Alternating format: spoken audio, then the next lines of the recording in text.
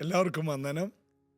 പൗലോസിൻ്റെ ജീവിതത്തിലെ മൂല്യമേറിയ കുറേ കാര്യങ്ങൾ റോമാലേഖനത്തിലൂടെ നാം പഠിച്ചുകൊണ്ടിരിക്കുമ്പോൾ നമുക്കുണ്ടാകാൻ പോകുന്ന ഏറ്റവും വലിയ ഗുണം, ലോക ചരിത്രത്തിലെ ഏറ്റവും വലിയൊരു അപ്പോസ്തോലനിലുണ്ടായ ഗുണങ്ങൾ നമ്മിലേക്ക് വരികയും നമ്മളും അതുപോലൊരു അപ്പോസ്തോലികമായ നിലവാരത്തിലേക്ക് കഴുകനെ പോലെ ചിറകടിച്ച് കയറി വരും.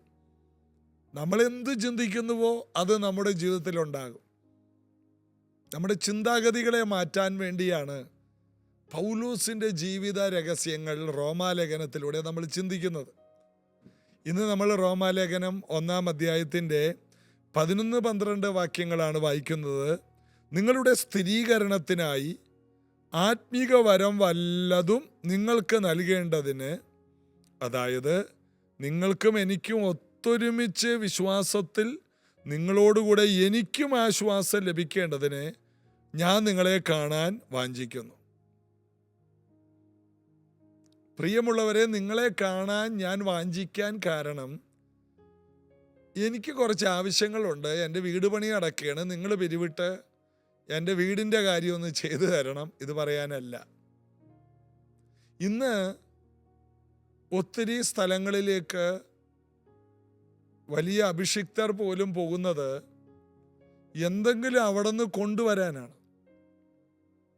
അമേരിക്കയിൽ പോയാൽ അമേരിക്കയിലെ സഭയെ ഒന്ന് ബലപ്പെടുത്തുക എന്ന ലക്ഷ്യത്തേക്കാൾ അമേരിക്കയിലുള്ള സഭയിൽ നിന്ന് എന്തെങ്കിലും കൊണ്ടുവരാൻ പറ്റുമോ, ആ സഭയെ ചെന്നിട്ട് നമ്മുടെ കഷ്ടപ്പാട് എന്തോരം പറഞ്ഞ് അവിടെ നിന്ന് എത്രത്തോളം ഇങ്ങോട്ട് കൊണ്ടുവരാം, ഈ രീതികളൊക്കെ ഒന്ന് ഉപേക്ഷിക്കാൻ തയ്യാറാണോ? സ്വന്തം ടിക്കറ്റ് എടുത്ത് ഓരോ രാജ്യത്തോട്ട് പോകുന്ന ദൈവദാസന്മാരെ എനിക്കറിയാം. പണത്തെക്കുറിച്ച് പറയാതെ ഞങ്ങൾക്ക് ആവശ്യം പോലെ ഉണ്ട് എന്ന് പറഞ്ഞുകൊണ്ട് അഭിമാനത്തോടെ ശുശ്രൂഷിക്കുന്ന ശക്തന്മാരായിട്ടുള്ളവരെ എനിക്കറിയാം. ആരുടെയും വെള്ളിയും പൊന്നും മോഹിക്കാത്തവർ, എന്നാൽ അവർ വളരെ സമൃദ്ധിയിൽ ജീവിക്കുന്നവരുമാണ്. ദൈവം അവർക്ക് സാമ്പത്തികമായ സ്രോതസ്സുകൾ തുറന്നു കൊടുത്തു. എങ്കിലും മറ്റുള്ളവർ അവരെ വിമർശിക്കുന്നത് ഇങ്ങനെയാണ്: മറ്റുള്ളവരുടെ പണം കൊണ്ട് ജീവിക്കുന്ന ഒരിക്കലുമല്ല. അവർ വിശ്വാസത്താൽ ജീവിക്കാൻ തുടങ്ങിയപ്പോൾ ദൈവം അവർക്ക് വഴികൾ തുറന്നു. ഒരു വളരെ ഞെരുക്കത്തിലൂടെ പോയപ്പോൾ ദൈവം സ്വർഗത്തിലെ മന്ന കൊണ്ട് അവരെ പോഷിപ്പിക്കാൻ അവർക്ക് വേണ്ടിയുള്ള കാക്കയും എല്ലാ സമയത്ത് വന്നു. അവരുടെ കലത്തിലെ മാവ് കുറഞ്ഞില്ല, ഭരണിയിലെ എണ്ണ നിന്നുപോയില്ല. ഇത് ഏറ്റവും കൂടുതൽ വിമർശിക്കുന്നത് പോലും സാമ്പത്തികമായ ആവശ്യങ്ങൾക്ക് വേണ്ടി നടക്കുന്നവരാണ്.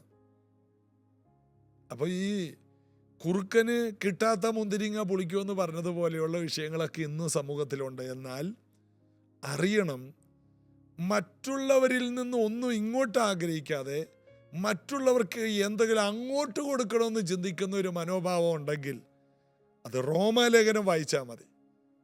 ഓരോ ലേഖനങ്ങൾ വായിക്കുമ്പോൾ നമുക്കതിൽ നിന്ന് ഇങ്ങനെയുള്ള മർമ്മങ്ങളെ നമുക്ക് കിട്ടും.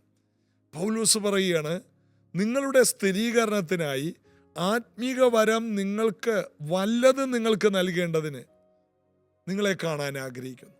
മറ്റുള്ളവർക്ക് പകർന്നു കൊടുക്കുവാൻ. മറ്റുള്ളവരുടെ കയ്യിൽ പണമുണ്ടാകും, ജോലിയുണ്ടാകും. നമ്മുടെ കയ്യിലില്ലാത്ത പലതും മനുഷ്യർക്ക് അവരുടെ കയ്യിലുണ്ടാകും. എന്നാൽ അവർക്കൊരിക്കലും എത്തിപ്പിടിക്കാൻ കഴിയാത്ത പലതും നമ്മുടെ കയ്യിലുണ്ടെന്ന് ആദ്യം നമ്മൾ മനസ്സിലാക്കണം.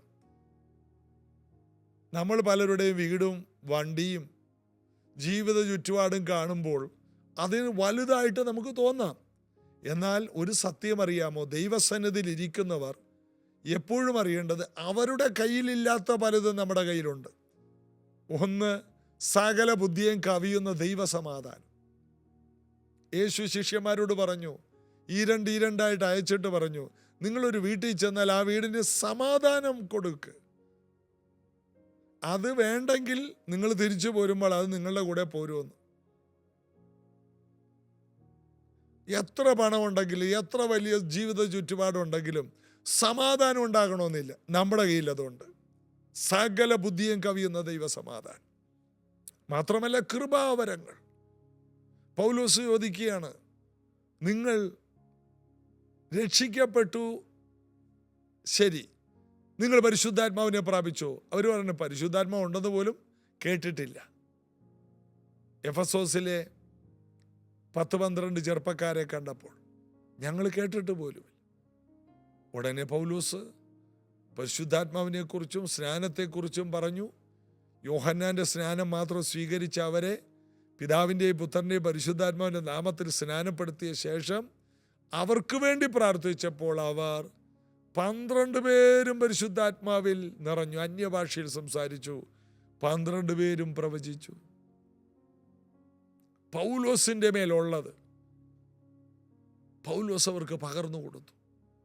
അതിൻ്റെ അനന്തരഫലം എഫെസോസിൽ ഭയങ്കര ഉണർവുണ്ടാകാൻ ഈ 12 പേരും പൗലോസും മാത്രം മതിയായിരുന്നു. ഏഷ്യയിലുള്ള എല്ലാവരും തന്നെ വചനം കേട്ടു. അസാധാരണമായ ദൈവപ്രവർത്തികൾ. അതിന് പൗലോസിന്റെ കൂടെ നിന്നത് ഈ 12 പേരാണ്. നാം മറ്റുള്ളവർക്ക് പകർന്നു കൊടുക്കുമ്പോൾ അവർ നമുക്കും ഒരു അനുഗ്രഹമായിട്ട് മാറും. മറ്റുള്ളവരുടെ കയ്യിൽ നിന്ന് എന്തെല്ലാം നമുക്ക് വാങ്ങാമെന്നുള്ള ആ മനോഭാവത്തെ യേശുവിൻ്റെ നാമത്തിൽ ഉപേക്ഷിച്ചിട്ട് മറ്റുള്ളവർ നമുക്ക് തരികയോ തരാതിരിക്കുകയോ ഇത് നമ്മുടെ വിഷയമല്ല. ആര് തന്നാലും ആര് തന്നില്ലെങ്കിലും ഞങ്ങളുടെ കൂടെ കർത്താവുണ്ട്. ഞങ്ങൾക്കൊരു കുറവുമില്ല. ബാലസിംഹങ്ങൾ ഇര കിട്ടാതെ വിശന്നിരിക്കും. കർത്താവിനെ അന്വേഷിക്കുന്നവർക്ക് ഒരു നന്മയ്ക്കും കുറവില്ല. മറ്റുള്ളവരെ അനുഗ്രഹിക്കാനുള്ള ഒരു ആഗ്രഹം, അതാണ് പൗലോസിൽ ഉണ്ടായത്. എനിക്ക് ലഭിച്ച ഈ അനുഗ്രഹം, എനിക്ക് ലഭിച്ച ഈ അഭിഷേകം, എനിക്ക് ലഭിച്ച ഈ കൃപാവരം, എനിക്ക് ലഭിച്ച ഈ ഉയർന്ന അനുഭവങ്ങൾ, എൻകൗണ്ടറുകൾ മറ്റുള്ളവർക്കും കൂടി ഒന്ന് പകർന്നു കൊടുക്കണം. എൻ്റെ മകനെ തിമോത്തിയോസേ, എൻ്റെ കൈവെപ്പിനാൽ നിന്നിലുള്ള കൃപാവരങ്ങളൊന്ന് ജ്വലിക്കേണ്ടതിനാണ് എനിക്ക് നിന്നെ കാണാനുള്ള കൊതി. നിന്റെ കൈ കൊണ്ട് ഒരു ഗ്ലാസ് വെള്ളം കുടിക്കാനല്ല, എൻ്റെ കൈ കൊണ്ട് നിന്നിലുള്ള കൃപാവരങ്ങളൊന്ന് ജ്വലിക്കണം. ഇതായിരുന്നു 1-ാം നൂറ്റാണ്ടിലെ ദൈവസഭകൾ, അന്നത്തെ ദൈവദാസന്മാർ. റോമാലേഖനത്തിൽ ഈ വാക്യങ്ങളെല്ലാം വെച്ച് പ്രാർത്ഥിക്കണം. കർത്താവേ, ഞാൻ കർത്താവിൻ്റെ വേലക്കിറങ്ങുമ്പോൾ വാങ്ങുന്നതിനേക്കാൾ കൊടുക്കുന്നത് നല്ലതെന്ന് യേശു കർത്താവ് പറഞ്ഞത്, അത് ഞാൻ പ്രാക്ടീസ് ചെയ്യും. വാങ്ങുന്നതിനേക്കാൾ എൻ്റെ കയ്യിലുണ്ട്. യേശു ആദ്യത്തെ പ്രസംഗത്തിൽ പറഞ്ഞത് ബദ്ധന്മാർക്ക് വിടുതലും കുരുട്ട് കണ്ണുകൾക്ക് കാഴ്ചയും ചെകിടന്മാർക്ക് കേൾവിയും ബദ്ധന്മാർക്ക് വിടുതലും ഒക്കെ കൊടുപ്പാൻ എന്നെ അയച്ചിരിക്കുന്നു. എൻ്റെ കയ്യിലുണ്ടെന്നേ, എന്നെ അഭിഷേകം ചെയ്തിരിക്കുന്നു, എന്നെ അയച്ചിരിക്കുന്നു, എൻ്റെ മേലതുണ്ട്. ഈ ഒരു ഉറപ്പിലൊന്ന് ഇനിയുള്ള നാളുകളിലെങ്കിലും ഇന്നു മുതൽ ഒരു ചുവട് വെക്കാം. എൻ്റെ മേലുണ്ട്. ഇല്ല എന്ന ബോധ്യം വരുമ്പോഴാണ് അവിടെ ഇവിടെയൊക്കെ ചെന്ന് കഷ്ടപ്പാട് പറഞ്ഞ് പിരിവ് നടത്തി നാട്ടിൽ വന്ന് കെട്ടിടങ്ങൾ പണിത് നാണക്കേട്. അവർക്ക് എന്തെങ്കിലും കൊടുക്കാൻ പലരും ഇല്ലായ്മകൾ പറയുമ്പോൾ അവർക്ക് അങ്ങോട്ട് തരാമെന്ന് പറയാനുള്ള ഒരു ആത്മിക തൻ്റെ ഇടം നമുക്കുണ്ടാകട്ടെ. ദൈവരാജ്യം എന്ന് പറഞ്ഞാൽ സമൃദ്ധിയുടെ സ്ഥലമാണ്, രാജാവിൻ്റെ രാജ്യമാണ്. ഇത് മറ്റുള്ളവരുടെ കൈനീട്ടി പിച്ചച്ചട്ടി കാണിച്ച് ചെയ്യേണ്ട കാര്യമല്ല. എവിടെ ചെന്നാൽ അങ്ങോട്ട് കൊടുക്കണം. അതിനുള്ളത് ദൈവം നമുക്ക് തരും. സ്വന്തം ചെലവിൽ യുദ്ധസേവ ചെയ്യുന്ന ആരുമില്ലെങ്കിലും പൗലോസ് പറയണം, ഞാൻ അങ്ങനെ ചെയ്യും. അങ്ങനെ ഒരു അഭിമാനമുള്ള, മറ്റുള്ളവർക്കും കൂടി കൊടുക്കാൻ കഴിയുന്ന ഒരു നിലവാരം. കഴിഞ്ഞ ദിവസം കേരളത്തിൻ്റെ പല ഭാഗത്തും പോയി പ്രാർത്ഥിക്കാൻ ഞങ്ങൾ കുറച്ച് ദൈവദാസന്മാർ യാത്ര ചെയ്തു. ഞങ്ങളുടെ പണം കൊണ്ട് ആരും ചെല്ലാത്ത കുറേ സ്ഥലങ്ങളുണ്ട്. അവിടെയൊക്കെ ഒരു ദൈവദാസനെ വിളിച്ച് ആ ദൈവദാസനെ ഓഫറിങ് കൊടുക്കാൻ അവർക്ക് പൈസയില്ല. ഞങ്ങൾ അവിടെ ചെന്നു. ഞങ്ങൾക്ക് കഴിക്കാനുള്ള ഞങ്ങൾ വഴിയിൽ നിന്ന് കഴിച്ചു. ഞങ്ങൾ ഹോട്ടൽ മുറികളിൽ പാർത്തു. ഞങ്ങൾ അവിടെയെല്ലാം ചെന്ന് അവരെ ശുശ്രൂഷിച്ചു, അങ്ങോട്ട് ചിലരെ സഹായിച്ചു. അപ്പോഴുണ്ടാകുന്ന ഒരു സ്വസ്ഥത അത് വലുതാണ്. എൻ്റെ കൂടെ ഉണ്ടായത് എൻ്റെ 2 ആത്മീയ മക്കളാണ്. എനിക്ക് അഭിമാനം തോന്നി. അവർ എൻ്റെ കാര്യത്തിൽ പോലും വളരെ ശുശ്രൂഷകളിൽ ശുഷ്കാന്തി കാണിച്ചു. എൻ്റെ ചെലവും കൂടി പലതും അവരാണ് എടുക്കുന്നത്. ഫാസ്റ്റ് എടുക്കണ്ട. മാത്രമല്ല ആ നിലയിലോട്ട് അവർ വളർന്നത് കണ്ടപ്പോൾ എത്ര വലിയ പ്രാപ്തിയാണ്. ആരെ ആശ്രയിക്കാതെ സ്വന്തം പണം കൊണ്ട് വലിയ തുക മുടക്കി യാത്ര ചെയ്ത് മറ്റുള്ളവരെയും സഹായിക്കുന്നു, ആരോടൊന്നും വാങ്ങുന്നില്ല. ഇങ്ങനൊരു ആത്മീക ലോകമുണ്ട്, അങ്ങോട്ട് ചെലവിടുന്ന. അങ്ങനെയുള്ള കുറേ ദൈവവേലക്കാർ ഈ സീസണിൽ യേശുവിൻ്റെ നാമത്തിൽ ഇറങ്ങി വരട്ടെ, എഴുന്നേറ്റ് വരട്ടെ. അടുത്ത അത് ഒന്നാമത്തെ കാര്യം. മറ്റുള്ളവരെ അനുഗ്രഹിക്കുക എന്ന് പറഞ്ഞാൽ തല കൈവച്ച് അനുഗ്രഹം മാത്രമല്ല, അങ്ങോട്ട് ചെലവിടുക. അവർക്ക് നമ്മളൊരു അനുഗ്രഹം. അടുത്തത് മറ്റുള്ളവരുടെ വിശ്വാസം ഉറപ്പിക്കുക. മറ്റുള്ളവരെ വിശ്വാസത്തിൽ ഉറപ്പിക്കുക. അതാണ് നമ്മൾ അവിടെ വായിച്ചത്. അതായത് നിങ്ങൾക്കും എനിക്കും ഒത്തൊരുമിച്ചുള്ള വിശ്വാസത്തിൽ നിങ്ങളോടുകൂടെ എനിക്കും ആശ്വാസം ലഭിക്കും. അതിനുവേണ്ടി നിങ്ങളെ കാണാൻ ആഗ്രഹിക്കുന്നു. ഒത്തൊരുമിച്ചുള്ള വിശ്വാസത്താൽ ഉണ്ടാകുന്ന ഉറപ്പ്, മറ്റുള്ളവർക്ക് ഉറപ്പുണ്ടാക്കുക. 3, നമുക്ക് നമ്മൾ ഉറപ്പുണ്ടാക്കുക. മറ്റുള്ളവരെ നമ്മൾ ഉറപ്പിക്കുമ്പോൾ, മറ്റുള്ളവരെ നമ്മൾ അനുഗ്രഹിക്കുമ്പോൾ നമുക്കും വലിയ വിശ്വാസത്തിൻ്റെ ഉറപ്പ് കിട്ടുകയാണ്. എനിക്ക് ഇത്രയും പേരെ ശുശ്രൂഷിക്കാൻ പറ്റിയില്ല, ഇത്രയും പേരെ സഹായിക്കാൻ കഴിഞ്ഞല്ലോ. ഇതെല്ലാം പറയുമ്പോൾ ഇതിനുള്ള ഒരു കൃപ യേശു കർത്താവ് നിങ്ങൾക്ക് തരും. അതിനുള്ള വഴികളൊക്കെ ദൈവം തുറന്നു തരും.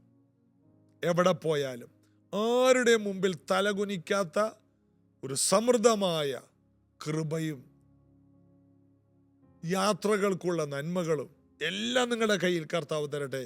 ദൈവരാജ്യത്തിൽ അത്ഭുത ഉപകരണങ്ങളായി തീരുവാൻ ആഗ്രഹിക്കുന്നവർ ജീസസ് എവരിഡേ റോമാലേഖനം കേട്ടിരിക്കണം. നിങ്ങളുടെ ജീവിതം മാറി മറിയും. ഞാൻ ഈ പറഞ്ഞ കാര്യങ്ങൾ മറ്റുള്ളവർക്ക് എന്തെല്ലാം കൊടുക്കാം, മറ്റുള്ളവരെ എങ്ങനെ ബലപ്പെടുത്താം, മറ്റുള്ളവരെ ബലപ്പെടുമ്പോൾ കൂട്ടത്തിൽ എങ്ങനെ ബലപ്പെടാം, ഈ 3 കാര്യങ്ങൾ യേശു കർത്താവ് എനിക്കും നിങ്ങൾക്ക് വേണ്ടി ചെയ്യാൻ ആഗ്രഹിക്കും. അത് ആഗ്രഹിക്കണം, പ്രാർത്ഥിക്കണം, അത് സ്വന്തമാക്കണം. വ്യക്തിത്വമുള്ള വിശ്വാസികൾ എഴുന്നേറ്റ് വരണം. പേഴ്സണാലിറ്റി ഉള്ള സഭകൾ, കുടുംബങ്ങൾ, ദൈവവേലക്കാർ നമ്മുടെ സഭകൾക്ക് ആവശ്യമാണ്. ചർച്ചിൽ ആരെങ്കിലും വന്നാൽ സഭയിൽ വരുന്നവനോട് കടം മേടിക്കുന്ന പരിപാടി നിർത്തി അവനെ വിശ്വാസത്തിലൊന്ന് ബലപ്പെടുത്തുന്ന ആത്മീക കരുത്തുള്ളവർ എഴുന്നേറ്റ് വരണം. സാമ്പത്തിക നിലവാരമുള്ളവർക്ക് സഭയിൽ വരാൻ പേടിയാണ്. കാരണം വന്നാൽ കടം ചോദിക്കുന്നവരുടെ എണ്ണം കൂടുതലാണ്. അതെല്ലാം പൈശാചികമാണ്. അങ്ങനെയുള്ള നിലവാരങ്ങൾ ഇല്ലാത്ത കാര്യങ്ങൾ യേശുവിൻ്റെ നാമത്തിൽ മാറിപ്പോകട്ടെ. ഞാൻ ദൈവരാജ്യത്തെക്കുറിച്ചാണ് പറയുന്നത്. അനേക സഭകൾ പക്വതയുള്ള സഭകളായി മാറണം. കർത്താവ് അത് ചെയ്യട്ടെ. ദൈവദാസന്മാരും ദൈവമക്കളും വിശ്വാസത്തിൽ തികഞ്ഞവരും മറ്റുള്ളവർക്ക് ചെലവിടുന്നവരുമാകണം. മറ്റുള്ളവരുടെ മുമ്പിൽ അഭിമാനത്തോടെ നിങ്ങളുടെ വിശ്വാസത്തിൻ്റെ വ്യക്തിത്വം നിങ്ങൾ സൂക്ഷിക്കണം. കർത്താവ് അനുഗ്രഹിക്കട്ടെ. പ്രാർത്ഥിക്കാം. യേശുവേ, ഇന്ന് കേട്ട ദൈവവചനങ്ങൾ ഈ മക്കൾക്കൊരു വിടുതലാകട്ടെ, അനുഗ്രഹമാകട്ടെ, സമൃദ്ധിയാകട്ടെ. എവിടെ പോയാലും വാങ്ങുന്നതിനേക്കാൾ കൊടുക്കുവാൻ ഈ മക്കൾക്ക് കൃപയുണ്ടാകും. എവിടെ ചെന്നാലും അവർ പറയണം, ഞങ്ങൾ തന്നതിനേക്കാൾ എത്രയോ മടങ്ങാണ് ആ വ്യക്തി വന്നപ്പോൾ ഞങ്ങൾക്ക് ഗുണമുണ്ടായത്. അങ്ങനെ അസാധാരണമായ ഒരു അനുഗ്രഹം ഈ മക്കൾ മുഖാന്തരം പോകുന്നിടത്ത്, സഭകളിൽ, എല്ലായിടത്തും ഇവരുടെ ശുശ്രൂഷ നിമിത്തം എല്ലാം ഉണ്ടാകട്ടെ. അനുഗ്രഹിക്കുന്നു യേശുവിൻ നാമത്തിൽ. ആമേൻ. ഇങ്ങനെയുള്ള മൂല്യമുള്ള ദൈവവേലക്കാർ റോമാലേഖന പഠനത്തിലൂടെ എഴുന്നേറ്റ് വരും എന്ന് ഞാൻ വിശ്വസിക്കുന്നു. എല്ലാവരെയും കർത്താവ് അനുഗ്രഹിക്കട്ടെ. നാളെ ഇതേ സമയത്ത് നമുക്ക് ഒരുമിച്ച് കൂടാൻ യേശു കർത്താവ് കൃപ തരും. God bless you. നിത്യമാം സ്നേഹത്താൽ എന്നെ സ്നേഹിച്ച യേശു മഹേശ, നിന്നിൽ വസിപ്പാൻ എന്നെ വീണ്ടെടുത്ത യേശുദേവാ, എന്നെ മറന്നോ ഞാൻ നിന്നെ സ്നേഹിച്ചാരാധിച്ചു ജീവിച്ചിടുവാൻ എന്നുള്ളം വാഞ്ചിച്ചിടുന്നേ. യേശുവേ മോഹി ലോകത്തിൻ മോഹം വെടിഞ്ഞു, ലോകത്തിൻ മോഹം വെടിഞ്ഞു,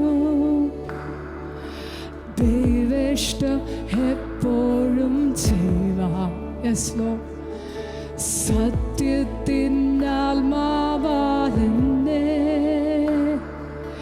ശക്തീകരിക്കുക നാഥാ, എന്നെ മറന്നോ ഞാൻ നിന്നെ സ്നേഹിച്ചാരാധിച്ചു പിൻഗമിച്ചിടുവാൻ ചുംബിച്ചിടുന്നേ. യേശുവേ മോഹിച്ചിടുന്നേ. Hosanna hosanna hallelujah, hosanna hallelujah, hosanna hallelujah, hallelujah, hallelujah, hosanna hallelujah, hosanna hallelujah, hosanna hallelujah, hallelujah, hallelujah. യേശുവിൻ ചൂടടയാളം, യേശുവിൻ ചൂടടയാളം ദേഹത്തെ വഹിപ്പാൻ ഞാൻ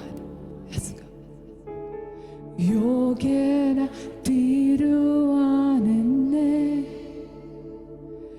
ക്രൂശിലേൽപ്പിക്കുന്നു നാഥാ.